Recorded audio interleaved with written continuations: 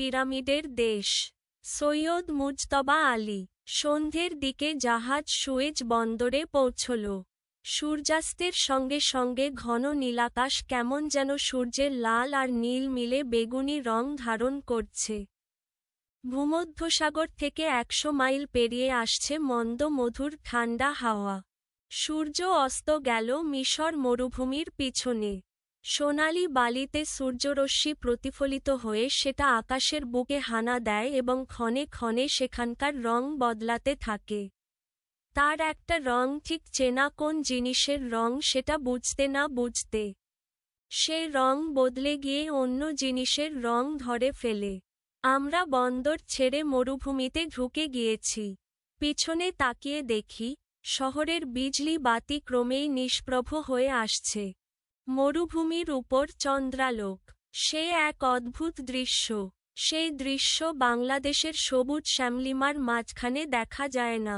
সমস্ত ব্যাপারটা কেমন যেন ভুতুড়ে বলে মনে হয়। চলে যাচ্ছে দূর দিগন্তে, অথচ হঠাৎ যেন ঝাপসা আবছায়া পর্দায় ধাক্কা খেয়ে থেমে যায়। মাঝে মাঝে আবার হঠাৎ মোটরের দুমাথা উঁচুতে ওঠে। জ্বলজ্বল দুটি ছোট সবুজ আলো। ওগুলো কি ভূতের চোখ নাকি? শুনেছি ভূতের চোখই সবুজ রঙের হয়। না, কাছে আসতে দেখি উটের ক্যারাভান, এদেশের ভাষাতে যাকে বলে কাফেলা। উটের চোখের উপর মোটরের হেডলাইট পড়াতে চোখ দুটো সবুজ হয়ে আমাদের চোখে ধরা দিয়েছে। ভয় পেয়ে গিয়েছিলুম। আর কেনই পাব না বলো? মরুভূমি সম্বন্ধে কত গল্প, কত সত্য, কত মিথ্যে পড়েছি ছেলেবেলায়। তৃষ্ণায় সেখানে বেদুইন মারা যায়। মৃত্যু থেকে নিষ্কৃতি পাওয়ার জন্য বেদুইন তার পুত্রের চেয়ে প্রিয়তর উটের গলা কাটে। উটের জমানো জল খায় প্রাণ বাঁচাবার জন্য। যদি মোটর ভেঙে যায়, যদি কাল সন্ধে অবধি এ রাস্তা দিয়ে আর কোনো মোটর না আসে। স্পষ্ট দেখতে পেলুম এ গাড়ি রওনা হওয়ার পূর্বে ৫০০ গ্যালন জল সঙ্গে তুলে নেয়নি। তখন কি হবে উপায়? মরুভূমির ভিতর দিয়ে যাচ্ছি। জাহাজে চড়ার সময় কি কল্পনা করতে পেরেছিলুম জাহাজে চড়ার সঙ্গে সঙ্গে ফোকটে মরুভূমির ভিতর দিয়ে চলে যাব? কতক্ষণ ঘুমিয়েছিলুম মনে নেই। যখন মোটরের হঠাৎ একটুখানি জোর ভাকুনিতে ঘুম ভাঙল তখন দেখি চোখের সামনে সারি সারি আলো। কায়রো পৌঁছে গিয়েছি। শহরতলিতে ঢুকলাম। খোলা জানালা দিয়ে সারি সারি আলো দেখা যাচ্ছে। এই শহরতলিতেই কত না রেস্তোরাঁ, কত না ক্যাফে খোলা। খদ্দেরে খদ্দেরে গিজগিজ করছে। রাত তখন ১১টা। আমি বিস্তর বড় বড় শহর দেখেছি। কায়রোর মতো নিশাচর শহর কোথাও চোখে পড়েনি। কায়রোর রান্নার খুশবাইয়ে রাস্তা ম ম করছে। মাঝে মাঝে নাকে এসে এমন ধাক্কা লাগায় যে মনে হয় নেমে পড়ে এখানেই চাটটি খেয়ে যাই। অবশ্য রেস্তোরাঁগুলো আমাদের পাড়ার দোকানের মতো নোংরা। সবাই নিকটতম রেস্তোরাঁয় হুড়মুড় করে ঢুকলুম। কারণ সবাই তখন ক্ষুধায় কাতর। তড়িঘড়ি তিনখানি ছোট ছোট টেবিল একজোড় করে চেয়ার সাজিয়ে আমাদের বসবার ব্যবস্থা করা হলো। রান্নাঘর থেকে স্বয়ং বাবুর্চি ছুটে এসে তোয়ালে কাঁধে বারবার ঝুঁকে ঝুঁকে সেলাম জানালো। মিশরীয় রান্না ভারতীয় রান্নার মামাতো বোন, অবশ্য ভারতীয় মোগলাই রান্নার। বারকষে হরেক রকম খাবারের নমুনা। তাতে দেখলুম রয়েছে মুরগি মুসল্লম, শিক কাবাব, শামি কাবাব আর গোটা ৫-৬ অজানা জিনিস। আমার প্রাণ অবশ্য তখন কাঁদছিল ৪টি আতপ চাল, উচ্ছে ভাজা, সোনামুগের ডাল, পটল ভাজা আর মাছের ঝোলের জন্য। অত শত বলি কেন? শুধু ঝোল ভাতের জন্য। কিন্তু ওসব জিনিস তো আর বাংলাদেশের বাইরে পাওয়া যায় না, কাজেই শোক করে কি লাভ? আহারাদি সমাপ্ত করে আমরা ফের গাড়িতে উঠলুম। ততক্ষণে আমরা কায়রো শহরের ঠিক মাঝখানে ঢুকে গিয়েছি। গন্ডায় গন্ডায় রেস্তোরাঁ, হোটেল, সিনেমা, ডান্স হলো, ক্যাবারে।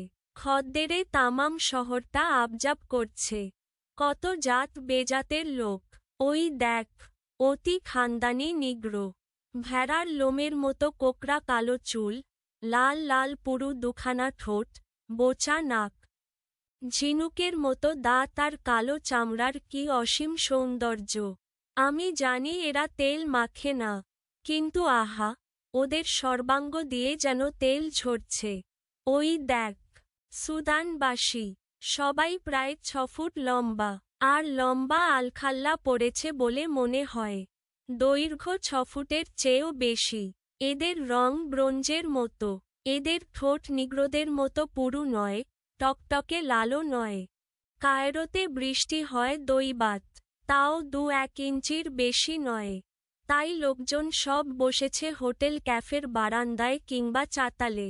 শুনলাম, এখানকার বায়োস্কোপও বেশিরভাগ হয় খোলামেলাতে। মোটর গাড়ি বড্ড তাড়াতাড়ি চলে বলে ভালো করে সবকিছু দেখতে পেলুম না।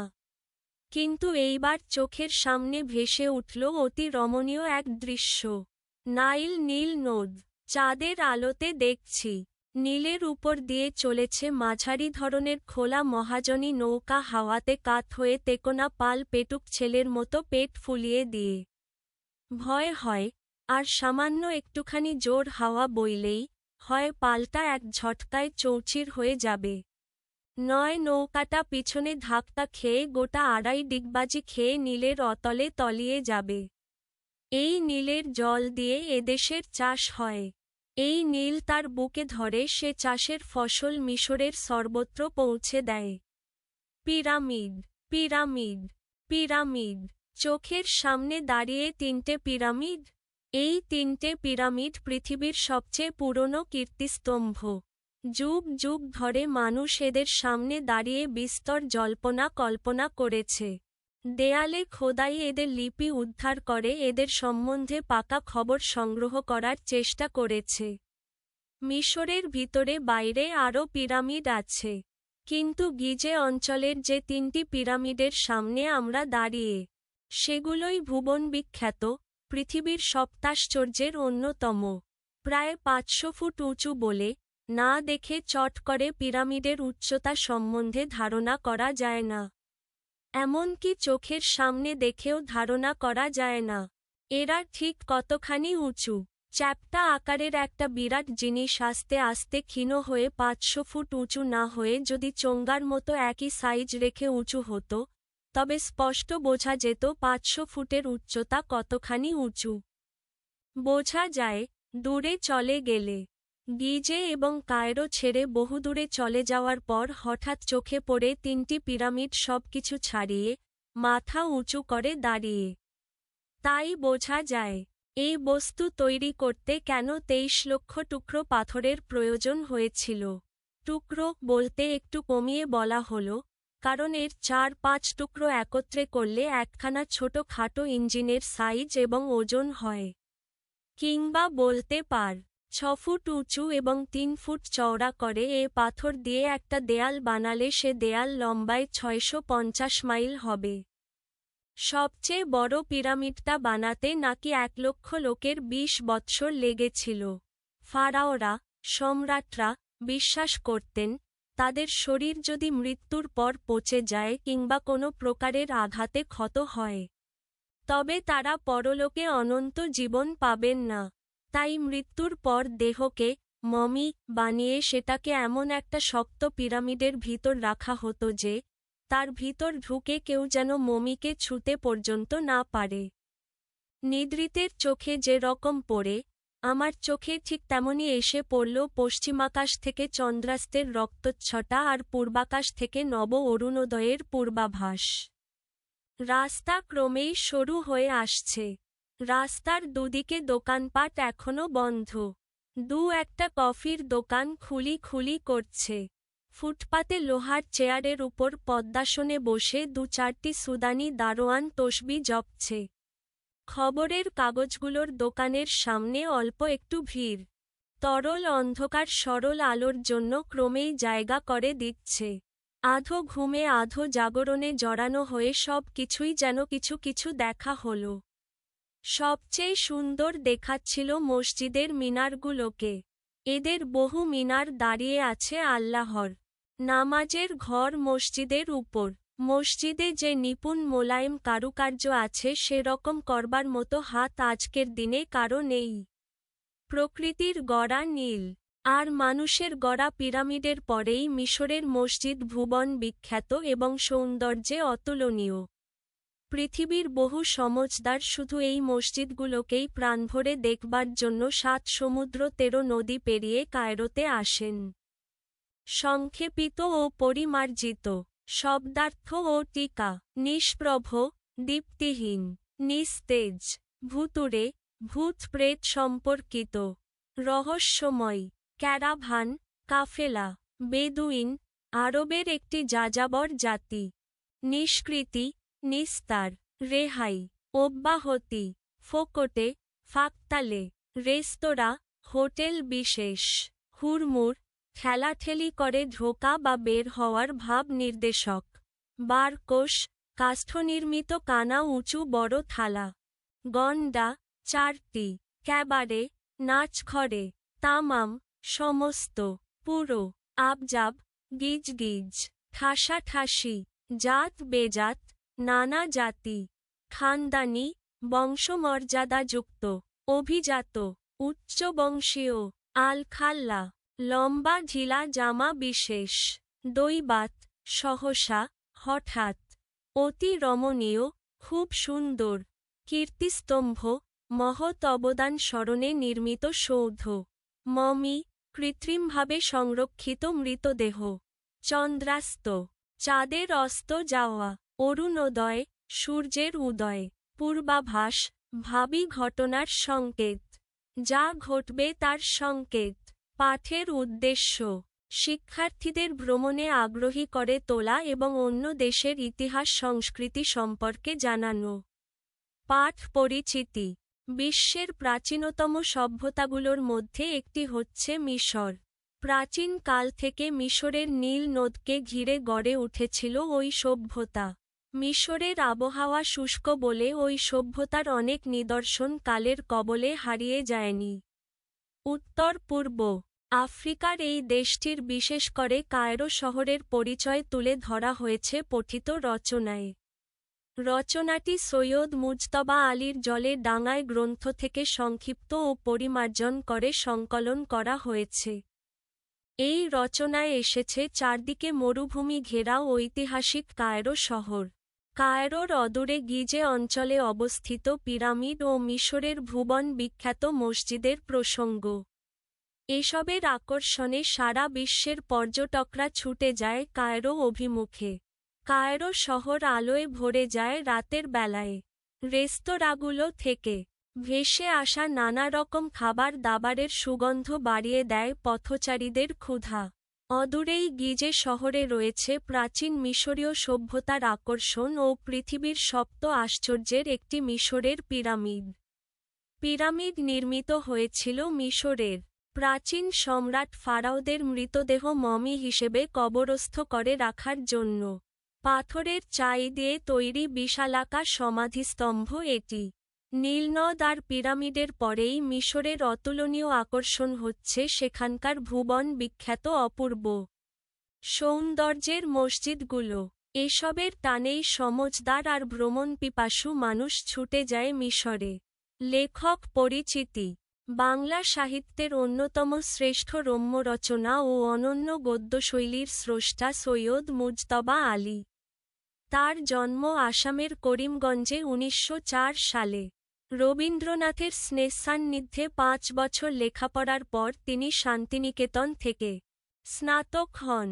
এছাড়া তিনি আলিগড় কলেজ, বার্লিন বিশ্ববিদ্যালয় ও কায়রোর আল আজহার বিশ্ববিদ্যালয়েও অধ্যয়ন করেছেন।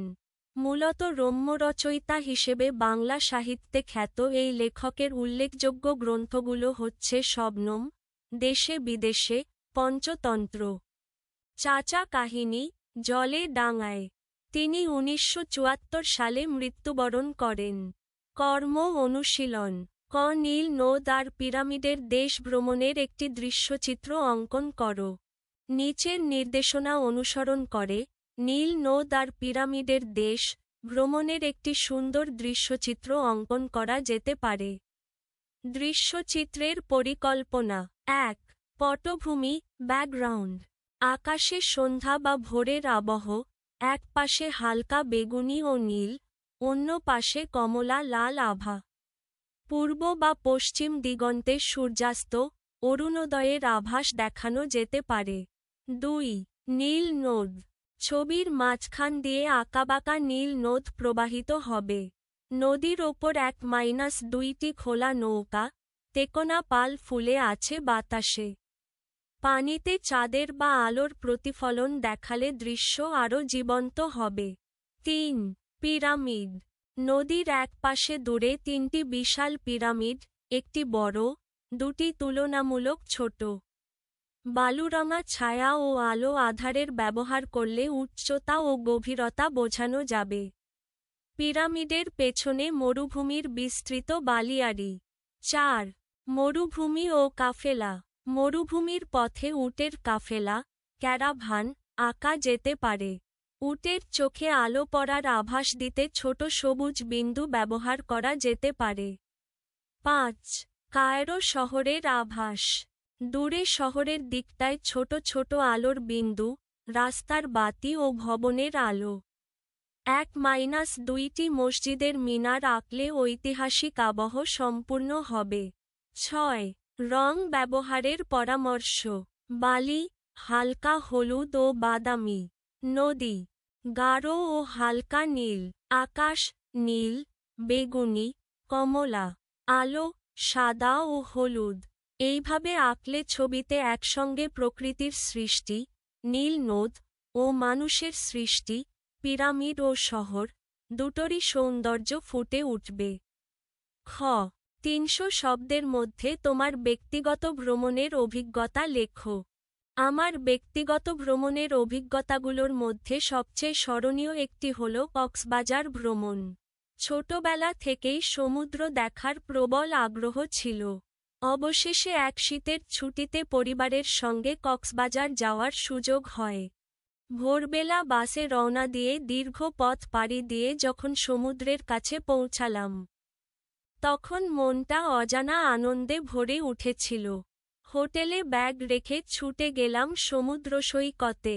প্রথমবার বিশাল নীল জলরাশি চোখে পড়তেই আমি অভিভূত হয়ে যাই। ঢেউয়ের গর্জন, নোনা বাতাস আর অসীম আকাশ, সব মিলিয়ে এক অনন্য অনুভূতি। পায়ের নিচে ভেজা বালু, সামনে আছড়ে পড়া ঢেউ, মনে হচ্ছিল প্রকৃতি যেন আপন করে কাছে টেনে নিচ্ছে। কিছুক্ষণ ঢেউয়ের সঙ্গে খেললাম। তারপর দূরে দাঁড়িয়ে সূর্যাস্ত দেখলাম। সূর্য যখন ধীরে ধীরে সাগরের বুকে ডুবে যাচ্ছিল, তখন আকাশ লাল কমলা রঙে রঙিন হয়ে উঠেছিল। সেই দৃশ্য আজও চোখে ভাসে। পরদিন সকালে লাবণী পয়েন্টে সূর্যোদয় দেখার সৌভাগ্য হল। ভোরের শান্ত পরিবেশ, পাখির ডাক আর সূর্যের প্রথম আলো মনকে এক অদ্ভুত প্রশান্তি দেয়। এরপর হিমছড়ি ও ইনানি সমুদ্র সৈকত ঘুরে দেখলাম। ইনানির পাথুরে সৈকত আর স্বচ্ছ জল আমাকে বিশেষভাবে মুগ্ধ করেছিল। ভ্রমণের আরেকটি আনন্দ ছিল স্থানীয় খাবার। গরম গরম ঝাল চিংড়ি, ভাজা মাছ আর নারকেলের নরম শ্বাসের স্বাদ আজও মনে আছে। এই ভ্রমণ আমাকে শুধু আনন্দই দেয়নি, বরং দৈনন্দিন ব্যস্ততা থেকে মুক্ত হয়ে প্রকৃতির সঙ্গে নিজেকে নতুন করে চিনতে শিখিয়েছে। তাই আমার জীবনে এই ভ্রমণ এক অমূল্য অভিজ্ঞতা হয়ে থাকবে।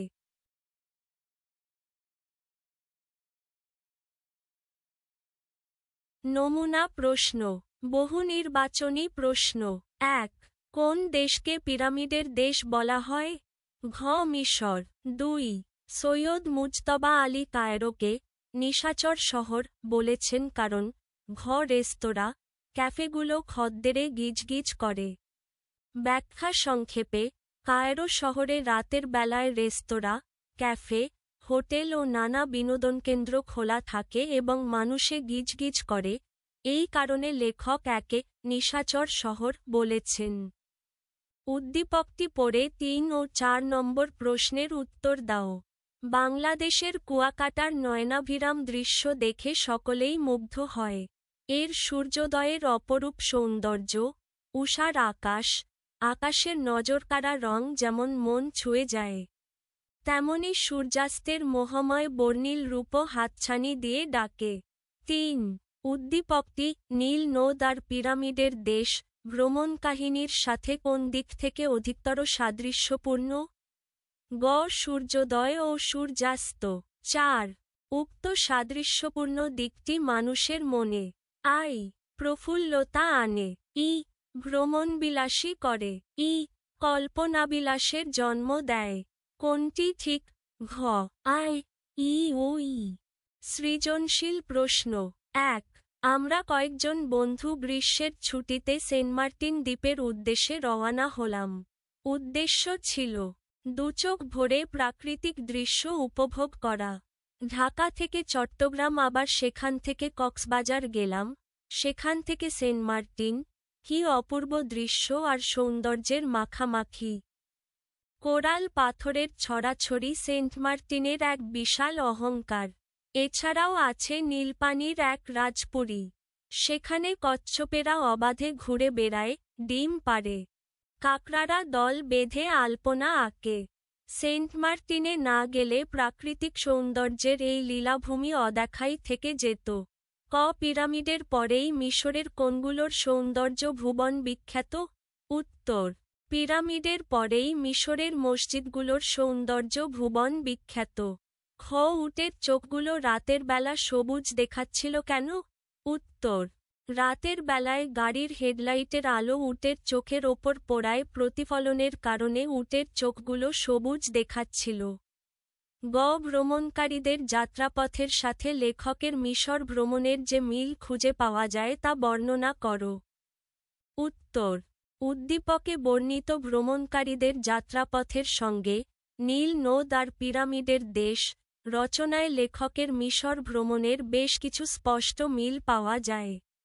উভয় ক্ষেত্রেই ভ্রমণটি এক স্থান থেকে অন্য স্থানে ধাপে ধাপে সম্পন্ন হয়েছে। উদ্দীপকে বন্ধুদের যাত্রা শুরু হয় ঢাকা থেকে, এরপর চট্টগ্রাম, কক্সবাজার হয়ে সেন্ট মার্টিনে পৌঁছানো হয়। তেমনি লেখকও প্রথমে জাহাজে করে সুয়েজ বন্দরে পৌঁছান, পরে গাড়িতে মরুভূমি পাড়ি দিয়ে কায়রো শহরে যান। অর্থাৎ দুই ভ্রমণেই বিভিন্ন পথ ও যানবাহনের মাধ্যমে গন্তব্যে পৌঁছানোর বিষয়টি লক্ষ্য করা যায়। এছাড়া উভয় যাত্রাপথেই প্রকৃতির ভিন্ন ভিন্ন রূপ ভ্রমণকারীদের মুগ্ধ করেছে। সেন্ট মার্টিন যাত্রায় সাগর, নীল পানি ও দ্বীপের সৌন্দর্য যেমন চোখে পড়ে, তেমনি লেখকের মিশর ভ্রমণে মরুভূমি, চন্দ্রালোক, নীল নদ ও পিরামিডের দৃশ্য যাত্রাপথকে স্মরণীয় করে তোলে। পথ চলার সময় পরিবেশ ও দৃশ্যের পরিবর্তন উভয় ভ্রমণেরই একটি সাধারণ বৈশিষ্ট্য। সব মিলিয়ে বলা যায়, একাধিক ধাপের যাত্রা, ভিন্ন ভিন্ন পরিবেশ অতিক্রম এবং গন্তব্যে পৌঁছানোর উত্তেজনা, এই দিকগুলো থেকেই ভ্রমণকারীদের যাত্রাপথের সঙ্গে লেখকের মিশর ভ্রমণের মিল খুঁজে পাওয়া যায়। ঘ. সেন্ট মার্টিন না গেলে প্রাকৃতিক সৌন্দর্যের এই লীলাভূমি অদেখাই থেকে যেত। এই বক্তব্যটি নীল নদ আর পিরামিডের দেশ রচনার আলোকে বিশ্লেষণ করো। উত্তর: উক্ত বক্তব্যটির মূল তাৎপর্য হল, ভ্রমণ না করলে কোনো স্থানের প্রকৃত সৌন্দর্য ও বৈশিষ্ট্য সম্পর্কে সম্পূর্ণ উপলব্ধি সম্ভব নয়। বইয়ে পড়া বা অন্যের মুখে শোনা তথ্য কখনোই স্বচক্ষে দেখার অভিজ্ঞতার সমান হতে পারে না। সেন্ট মার্টিন দ্বীপে না গেলে যেমন নীল পানির রাজপুরী, কোরাল পাথর, কচ্ছপ ও কাকড়ার জীবন্ত লীলাভূমি অজানাই থেকে যেত, তেমনি লেখক মিশর ভ্রমণ না করলে নীল নদ, মরুভূমি, পিরামিড ও কায়রো শহরের অনন্য সৌন্দর্য প্রত্যক্ষ করার সুযোগ পেতেন না। নীল নদ আর পিরামিডের দেশ রচনায় লেখক সরাসরি ভ্রমণের মাধ্যমে মিশরের প্রকৃতি ও সভ্যতার রূপ আবিষ্কার করেছেন। মরুভূমির চন্দ্রালোক, নীল নদের জলের ওপর পালতোলা নৌকা, ভোরের আলোয় মসজিদের মিনার কিংবা বিশাল পিরামিড, এসব দৃশ্য কেবল দেখা ও অনুভব করার মধ্য দিয়েই গভীরভাবে উপলব্ধি করা সম্ভব। এগুলো দূর থেকে কল্পনা করলে বা বর্ণনা শুনলে কখনোই সেই অনুভূতি সৃষ্টি হতো না। অতএব সেন্ট মার্টিন সম্পর্কে করা বক্তব্যটির মতোই লেখকের মিশর ভ্রমণের অভিজ্ঞতা প্রমাণ করে যে ভ্রমণ মানুষের দৃষ্টিভঙ্গি প্রসারিত করে এবং প্রকৃতির লুকানো সৌন্দর্যকে জীবন্তভাবে সামনে তুলে ধরে। ভ্রমণ না করলে এসব অপরূপ দৃশ্য সত্যিই অদেখাই থেকে যেত। ২. শ্রেয়সী তার বন্ধুদের নিয়ে বাংলাদেশের রাজধানী ঢাকার উদ্দেশ্যে রওয়ানা হল। পদ্মা ও যমুনার রূপালী স্রোত পাড়ি দিয়ে তারা একসময় ঢাকায় পৌঁছায়। সেখানে তারা প্রথমেই যায় লালবাগের দুর্গে। এ যেন ফেলে আসা মুঘল সাম্রাজ্যের এক টুকরো রাজত্ব। মুঘল সম্রাটদের স্থাপত্য ঐশ্বর্য এখানে লুকিয়ে আছে। এখানকার দরবার হল পরীবিবির মাজার ও শাহজাদা আজমের মসজিদ দেখে তারা ছবি তুলতে লাগল। তারা শেষ পর্যন্ত অনুভব করল, এখানে আসার ফলেই তারা অতীত ইতিহাস ও মুঘল সাম্রাজ্যের হারিয়ে যেতে বসা বিশাল কীর্তির সঙ্গে পরিচিত হতে পেরেছে। ক. নীল নদ আর পিরামিডের দেশ রচনাটি লেখকের কোন গ্রন্থ থেকে সংকলন করা হয়েছে? উত্তর: নীল নদ আর পিরামিডের দেশ রচনাটি লেখকের জলে ডাঙায় গ্রন্থ থেকে সংকলন করা হয়েছে। খ. এই নীলের জল দিয়ে এ দেশের চাষ হয় কথাটি কেন বলা হয়েছে? উত্তর: এই নীলের জল দিয়ে এ দেশের চাষ হয় কথাটি বলা হয়েছে কারণ মিশরের শুষ্ক ও মরুভূমি প্রধান ভূপ্রকৃতিতে কৃষিকাজ মূলত নীল নদের পানির ওপর নির্ভরশীল।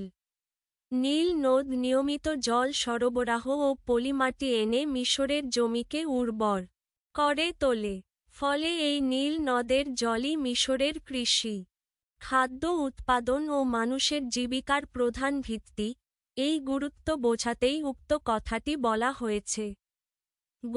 উদ্দীপকে নীল নদ আর পিরামিডের দেশ রচনার যে দিকের সাদৃশ্য রয়েছে তা ব্যাখ্যা করো। উত্তর: উদ্দীপকে শ্রেয়সী ও তার বন্ধুদের ঢাকার লালবাগের দুর্গ ভ্রমণের অভিজ্ঞতা এবং নীল নদ আর পিরামিডের দেশ রচনার মিশর ভ্রমণের অভিজ্ঞতার মধ্যে স্পষ্ট সাদৃশ্য হল প্রাচীন স্থাপত্য ও ঐতিহাসিক নিদর্শনের সঙ্গে। সরাসরি পরিচয়: লালবাগের দুর্গ দরবার হল মাজার ও মসজিদ দেখে ভ্রমণকারীরা ইতিহাসের সাথে সংযুক্ত হয়ে অতীতের মহিমা উপলব্ধি করল। ঠিক একইভাবে লেখক মিশরে পিরামিড, নীল নদ ও প্রাচীন মসজিদ দেখে প্রাচীন সভ্যতার সৌন্দর্য ও ঐতিহ্যের সঙ্গে নিজেকে যুক্ত করেছেন। উভয় ক্ষেত্রেই ভ্রমণের মাধ্যমে ইতিহাস এবং সংস্কৃতির সঙ্গে সরাসরি সংস্পর্শ, প্রাচীন স্থাপত্য ও প্রাকৃতিক পরিবেশকে উপলব্ধি করার অভিজ্ঞতা লক্ষ্য করা যায়। তাই ইতিহাস, স্থাপত্য ও প্রাকৃতিক সৌন্দর্যের সঙ্গে ভ্রমণকারীদের সংযোগ, এই দিকেই দুই অভিজ্ঞতার সাদৃশ্য স্পষ্ট। ঘ. উদ্দীপকের শ্রেয়সী ও তার বন্ধুদের ভ্রমণের উদ্দেশ্য যেন সৈয়দ মুজতবা আলীর চাওয়া। মন্তব্যটি নীল নদ আর পিরামিডের দেশ রচনার আলোকে বিশ্লেষণ করো। উত্তর: উদ্দীপকের শ্রেয়সী ও তার বন্ধুদের ভ্রমণের উদ্দেশ্য যেন সৈয়দ মুজতবা আলীর চাওয়া। মন্তব্যটি নীল নদ আর পিরামিডের দেশ রচনার আলোকে বিশ্লেষণ। উদ্দীপকের শ্রেয়সী ও তার বন্ধুদের ভ্রমণের উদ্দেশ্য হল প্রাকৃতিক দৃশ্য ও ঐতিহাসিক স্থাপত্যের সৌন্দর্য উপভোগ করা এবং অতীত ইতিহাসের সঙ্গে পরিচিত হওয়া। তারা লালবাগের দুর্গ দরবার হল মাজার ও মসজিদ দেখে মুগ্ধ হল এবং ইতিহাসের কীর্তি ও সংস্কৃতির সঙ্গে সংযোগ স্থাপন করল। সৈয়দ মুজতবা আলীর নীল নদ আর পিরামিডের দেশ রচনায় ভ্রমণের মূল উদ্দেশ্য একই। লেখক মিশরের নীল নদ, মরুভূমি, পিরামিড ও মসজিদ দেখে প্রাকৃতিক ও মানবসৃষ্ট সৌন্দর্য অনুধাবন করেছেন। লেখক কেবল দর্শন না করে ঐতিহাসিক ও সাংস্কৃতিক প্রেক্ষাপটও অনুধাবন করেছেন। অতএব দুই ভ্রমণের মধ্যে মিল হল ভ্রমণের মাধ্যমে শিক্ষা, সৌন্দর্য উপভোগ ও ইতিহাস সংস্কৃতির সঙ্গে প্রত্যক্ষ সংযোগ স্থাপন। তাই বলা যায়, উদ্দীপকের শ্রেয়সী ও তার বন্ধুদের উদ্দেশ্য সৈয়দ মুজতবা আলীর চাওয়ার সঙ্গে সাদৃশ্যপূর্ণ। ভ্রমণ শুধু আনন্দ নয়, বরং মানবজ্ঞান ও অনুভূতির প্রসারণেরও একটি মাধ্যম।